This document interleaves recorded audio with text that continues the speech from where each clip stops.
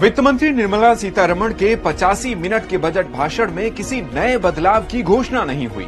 I rise to lay on the table a copy each of the following papers. न tax में बदलाव हुआ और न ही ट्रंप के टैरिफ से निपटने के लिए कोई राहत दी गई। नतीजतन बजट भाषण खत्म होते ही शेयर बाजार गिरने लगा। बाजार बंद होते होते सेंसेक्स 1546 अंक गिरकर रिकॉर्ड 80,722 पर आ गया, जबकि निफ्टी 495 अंक गिरकर 24,825 पर बंद हुआ।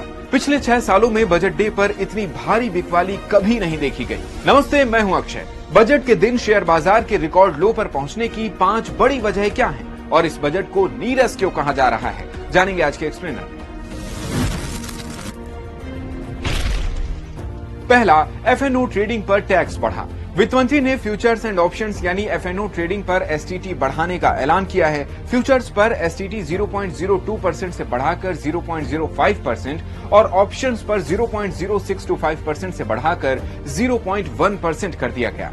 एसटीटी बढ़ने से ट्रेडिंग महंगी हो जाएंगी और सीधे तौर पर एफएनओ के बिजनेस पर फर्क पड़ेगा। इसके चलते ही शेयर में बड़ी गिरावट आई। बड़ी ब्रोकरेज कंपनियां जैसे बीएसई, एंजल वन और ग्रो के शेयर 10% तक गिर गए। दरअसल एफएनओ के तहत असल में शेयर खरीदे और बेचे नहीं जाते, बल्कि इसमें एक शर्त या कॉन्ट्रैक्ट किया जाता है कि आने वाले समय में शेयर की कीमत ऊपर जाएगी या नीचे। अगर अनुमान सही हुआ तो प्रॉफिट होता है, वरना पूरा पैसा भी डूब सकता है। दूसरा, डिफेंस सेक्टर में कोई बड़ी घोषणा नहीं हुई। पिछले 10 सालों में पहली बार डिफेंस बजट में 15% से ज्यादा की बढ़ोतरी की गई।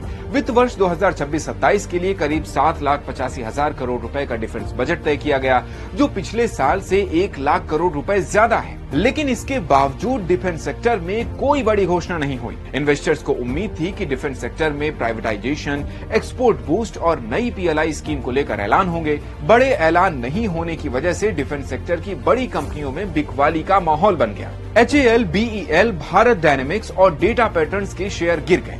शेयर मार्केट गिरने की तीसरी वजह है मेटल सेक्टर में। पूरा वीडियो देखने के लिए डाउनलोड करें दैनिक भास्कर ऐप।